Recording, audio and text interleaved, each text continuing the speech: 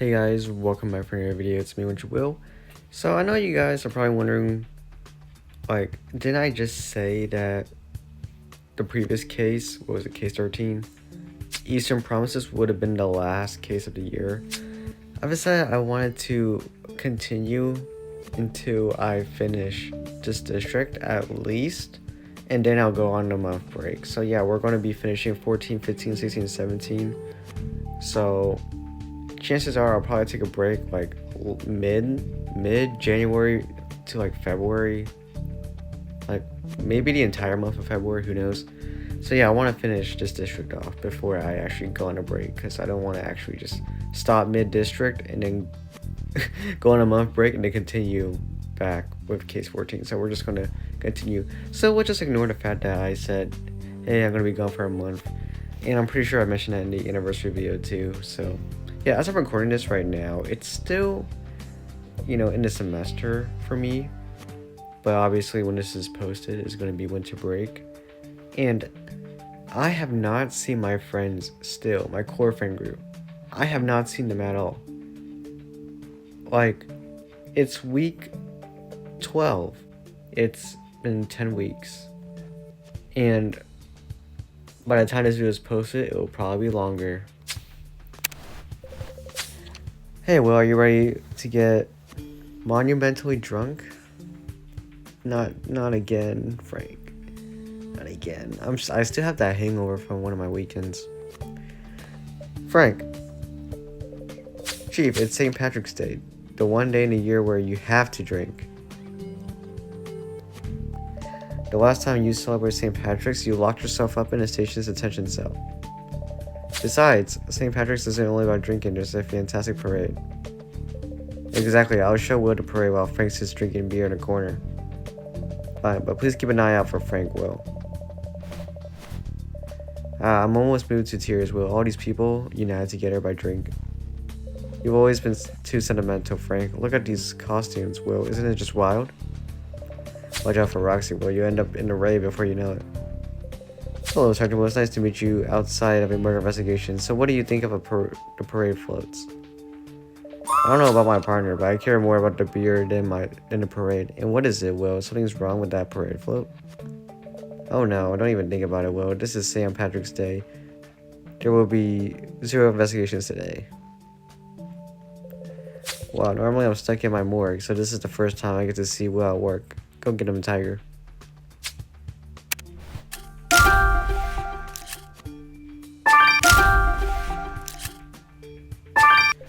Everybody make way, I'm a doctor.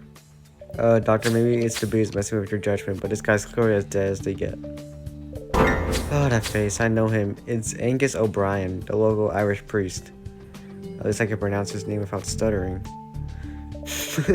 You knew him? Stick around, Doc, because Sergeant Will is gonna have to question you. And you're interested in this notebook, Will? Think about it first. You can either recover the writing or go for a beer. Frank, I still have a hangover from like a previous weekend. Okay, and I'm gonna be drinking more later in Thanksgiving. I know for you guys this doesn't make sense because, like I said, I'm recording this mid-November. I'm just trying to record all the videos as I can before I can actually relax. Yeah, Frank. Well, it looks like this is going to be one long sober-filled case. Time to take off the hat. I don't know what's worse, the fact that, like my friends, right? Hold on, let me just get this thing. Like my friends, I don't want to say anything bad, but like it's one thing to like the fact that we cannot even hang out at least once this semester, but it's also another thing when I don't get a follow-up response or any messages back. That just low-key pisses me off. Like, I've sent so... Yeah. Like, I just don't get it. Like, the least you could do is at least follow me up instead of just leaving me cluelessly, That's like if a job never got back to you. It just pisses me off. Like, I don't care if, like, we can't hang out, but at least say something, Sorry. Okay. Well, you managed to recover that text on the book. It reads, hang them, burn them, from their ashes we will rise. I agree, we can't take any chances, so let's send it to Russell.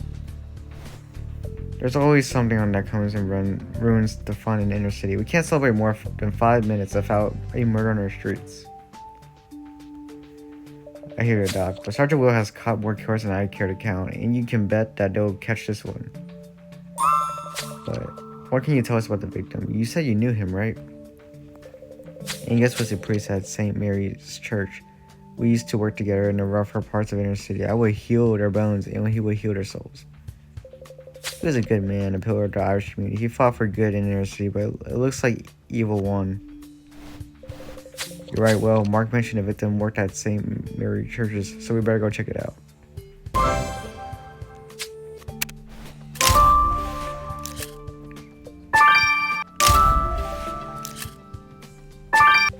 Well, now, how did the search go in the garden of the victim's church? Did you find religion?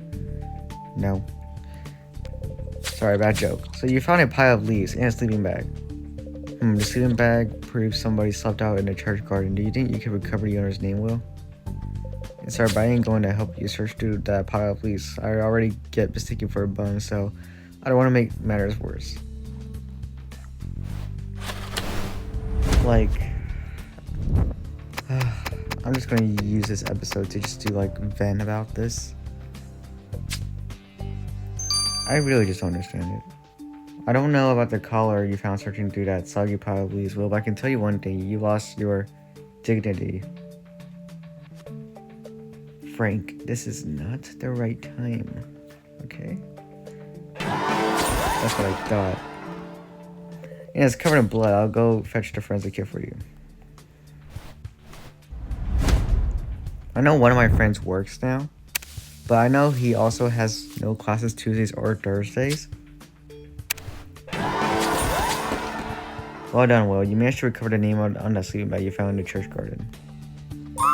O'Brien, you're right. That's the same surname as our victims, but why would this Colin sleep out in the church garden if his relatives lived here? Okay. Who the... Colleen O'Brien. Oh, what are you doing stealing my stuff? Easy there, Ginger. Sergeant Will needs to talk to you about the murder of Angus O'Brien. My brother's been murdered? Huh, best news. Well... Nicely done, Will. Let's send this blood sample. Yeah, whatever. So you're saying my brother's dead. Good, he had it coming. Just recently I got here in inner city. I needed a place to stay, so I asked my brother, and he says the only place he will let me sleep is outside. Can you imagine? So much for a charitable priest. And so you killed him because of his lack of charity. I couldn't kill my own flesh and blood. That ain't the Irish way. But I would buy his killer a drink or two. I apologize, Will. I'm still a bit drunk. Sigh, I was having... What did I say, sigh? I was having fun until this corpse arrived. I was talking about the victim, not you, Frank. Still, I can tell you that your killer first tried to strangle your victim, as evidenced by the rope fibers I found around the victim's neck. I analyzed these rope fibers. I can confirm the killer used a jump rope. Now, before you say anything, Frank, jump ropes are widely used by adults and killers alike. It's a great way to stay fit. But a jump rope is not your murder weapon. It's something way cooler. It turns out your victim was killed by being forced to ingest helium. Roxy, we know you're still drunk, but come on, helium, it just makes your voice sound funny. Helium can be a lethal weapon, Frank. A large dose will make your insides explode. Boom. Well, a rope helium was our killer trying to turn the victim into a balloon or something. Well, his spine was missing too. That's what made the body so shapeless, so maybe... Wait, the spine's missing. Alright, well, since we've been in inner city, first the heart went missing, then some lungs, and now the spine. 2 can be passed off as being a coincidence, but 3 is important to ignore. Let's hope this case offers up some answers, Will. Well, I know, but you found a crime scene as a diary. It's filled with the typical anarchist talk about wanting to destroy our society. So an anarchist who wrote this. Yes, remember, Will, there's a large group of anarchists here in inner city who calls themselves to enter chaos. Yeah, I know, Russell. Thanks for telling me that. You're right, Will. Chief Marquise mentioned that group, and she warned us to stay away from them. Given the written in his diary, the anarchists is clearly self-obsessed and dangerous. They believe they're practically the chosen one. His profile matches a certain Frado Mancini, the leader of Inner Chaos. I agree. Well, it looks like we're finally gonna get to meet this psycho anarchist leader, huh? What a treat. I didn't want to stop blood somebody collected from the victim's clerical color. I can confirm the blood matches your victims. The interesting thing is there were also beer molecules mixing with the blood. You didn't contaminate the evidence, did you, Frank? Ha, there's no chance of that. Will did all that work, as always. I know the beer wasn't in the blood because only the ethanol molecules from the alcohol entered the bloodstream, and not the alcohol molecules themselves. This proves the beer was deposited on the collar after the murder by a killer. So a killer drinks beer. Huh, I was set out to hate them, but this complicates the matter. What are you doing here? I ain't talking to no pigs. Your diary has done all the talking we need. You shouldn't pour your heart out so easily about wanting to burn down in your city. Mock me all you want, but I will liberate the city by restoring chaos on the streets. Starting with the death of a priest? Huh, I saw that dead priest floating along with the parade. But even if we're anarchists, it doesn't mean we killed him. Well, because of the killer, I spent so far St. Patrick's sober. So this case has just got personal. What do you have so far? The victim was floating in the St. Patrick's parade. Spine was missing some kind of message. And we spoke to the searcher who was not only on the scene of the crime, but he also knew the victim since they worked together. And you're right, more puzzling still, there's the victim's brother who was forced to sleep in the church garden rather than at the victim's. What was that about? And then there's the anarchist leader. I can't say I liked him. And he obviously has a taste for trouble. Well, I'm sorry, it took me a while to sober up after all my partying. He owed me drinks, by the way, but I found this torn flyer in the victim's pocket. But well, it looks like we haven't hit a dead end after all. You ready to piece this together? I feel sick. I don't know. It's not because of the weather. I made scrambled eggs with like peppers in them for my science experiment, and my stomach does not sit well right now. But I have drank milk. It's not like overbearingly bad. It's just like I can kind of sense how my stomach's reacting in some way.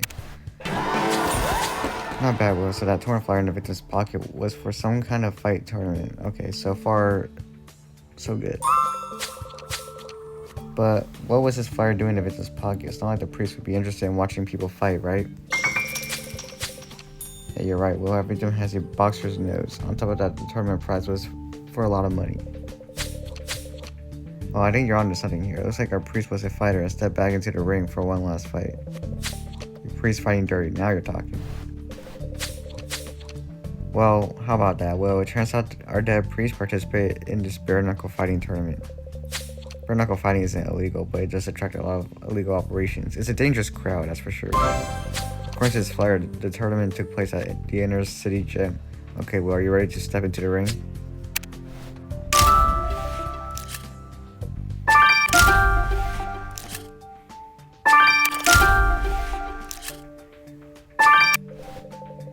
Oh, this place stinks of sweat, blood, stale booze. It reminds me of my first apartment.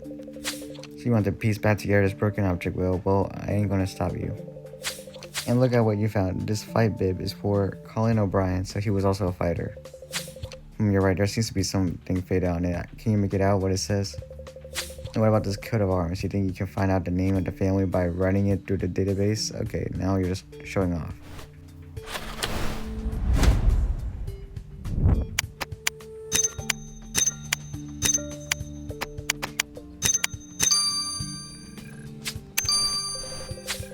Ah, you and puzzles. Hey, I might need you to help me piece back together my latest blank statement. I tore up in a rage. You're right, it looks like you restored a betting board used for the tournament. The Sinner versus Miss Piggy in the final match. Yep, the fighters obviously use nicknames. Well, how about we send it to Hannah? She could take a look at it if she's not too busy messaging her girlfriend.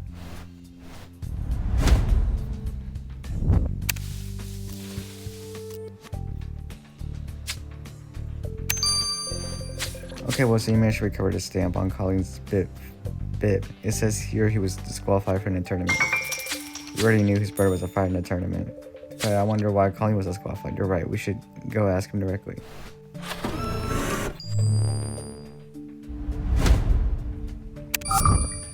I almost clicked B by accident.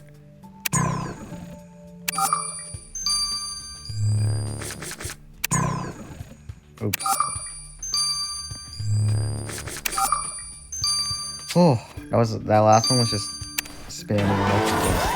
Smooth going, Will. So this coat of arms you found in the Fight Club belongs to a Russian family. That of a certain... I don't want to say this name. I cannot stutter. I don't want to keep stuttering over these names. Man, this pisses me off. Wait a minute, I've heard of this Nikolai. Okay, never mind. Yeah, I can't read it. I'm just too lazy to. He's like the leader of the Russian community. How do I know this Nikolai? It's a long story, so I'd rather not. Fuck.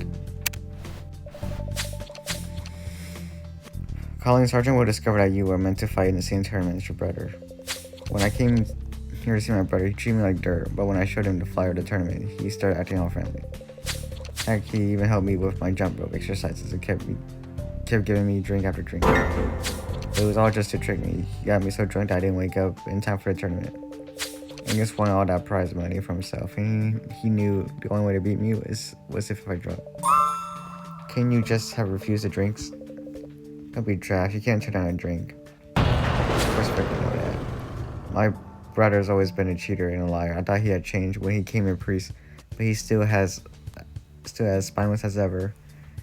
Wise choice of words there.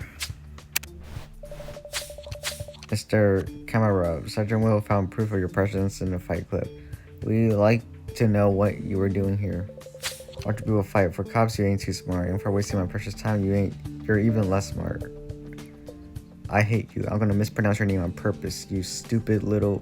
Okay. But talking about fighters, I heard Angus O'Brien got killed. I guess the luck of the Irish man rant. And how come you heard about the murder so fast? This is my job to know. Power is not only strength, it's also knowledge. Angus fought well, but I did not like him. Too Irish. I don't like you either. You know, just because of the Irish like to drink, they think us Russians are alike, but I find them, how do you say, spineless. Stop with the spineless jokes, guys. I analyzed those nicknames on that betting board you found in the Fight Club, Will. The center stands for your victim, Angus O'Brien. He made it all the way to the final match and won against Miss Piggy. As you can guess, she's a woman.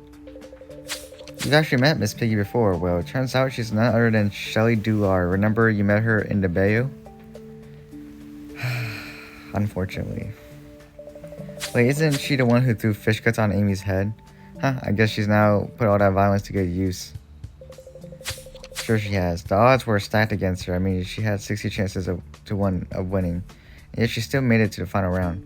While Shelley made it all that way, only to be defeated in the last match, she must be furious. You're right, Will. We should go pay her a visit. Well, I'll be damned. It's Sergeant Will as I live and breathe. I have to say, I'm happy you finally got rid of that stick insect and replaced her with a real man. But yeah, I got fed up with all the mosquitoes in the bay, and I like drinking and fighting, so might as well make a living out of it, right? And man, I'm a beast in the ring. I've never been of so many men for money before. Then you lost against Angus O'Brien. Don't talk to me about Angus. Winning that tournament was my dream, and he took it away from me. So you decided to take his life? Look at you when you're all serious. I could just eat you up. But no, I didn't kill him. That ain't the warrior's way, sweetie.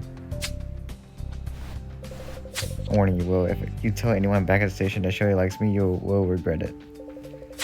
Let's get back to it. The victim was a priest, but it also turns out he was this bare-knuckle boxing champion. He sure had his secrets. Good idea, Will. If we want to learn more about the victim, we should go back to his church. But who knows what other secrets he's hiding.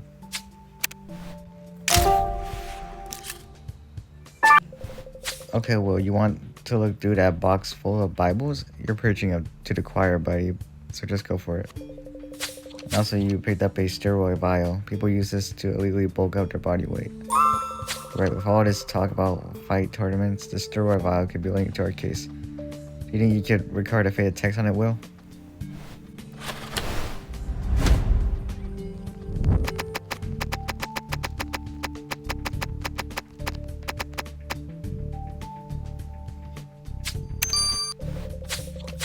You have fun looking through that box of Bibles, Will? Now you want to play with this jump rope. Aren't you a little bit old for that? Oh, you're right. We know the killer uses a jump rope, so this could be theirs. Oh, you're a genius. Come on, let's send this jump rope to the lab.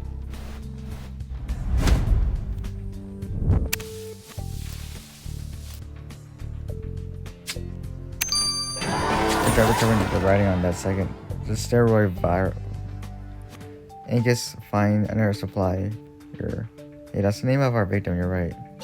I agree, Angus must have used steroids to help him with the tournament, but who gave them to him?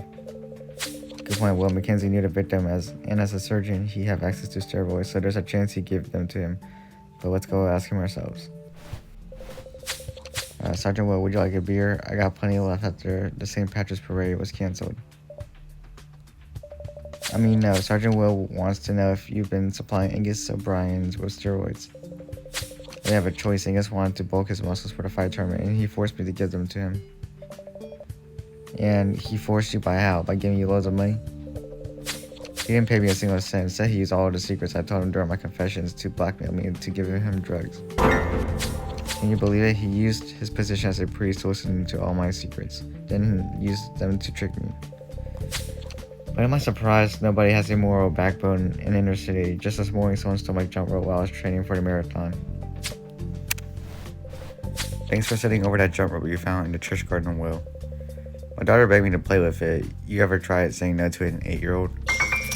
But before she could contaminate the jump rope, I found skin cells that belonged to your victim. The victim's skin cells must have ended up on the jump rope from where the killer tried to strangle him. What that's interesting is the substance I found on the handles, grease. The grease comes from some kind of mystery meat, so I can't tell you what the killer ate, only what they're a real slob. It's everywhere. So we're looking for a slob. Very funny, Frank. What I was trying to say is that your killer is such a slob, they obviously got that grease all over their clothes too. Okay, well, the sooner we solve this case, the sooner I can get back to drinking. I refuse to spend a whole St. Patrick's Day sober. What do we have so far? Mark told us the victim used his confession, no secrets, to blackmail him. The victim jumped back into the ring and defeated Shelley, crushing her dreams of winning the tournament. That's true, the victim even managed to get his brother disqualified from the tournament. You're right, all the suspects seems to agree that the victim didn't have a moral backbone, so maybe that could explain his missing spine. And of course, you can't have an investigation in your city without some leader turning up, and we got two, the Russian leader and Crazy Arnicus. Can you give us a break? We'll come quick, Fredo has taken over the victim's church. He says he's going to burn it to the ground. Yeah, and we're about to find that out in the next episode, guys. Ooh, level 39. Short red hair. Okay. Well, guys, thank you guys for watching this video. I know the beginning was, like, rough because of what's going on in my real life. Which, by the way, still no response. But it's whatever. So, yeah, I'll see you guys next time for chapters 3 and 4. And thank you guys for watching. I love you all. Get out.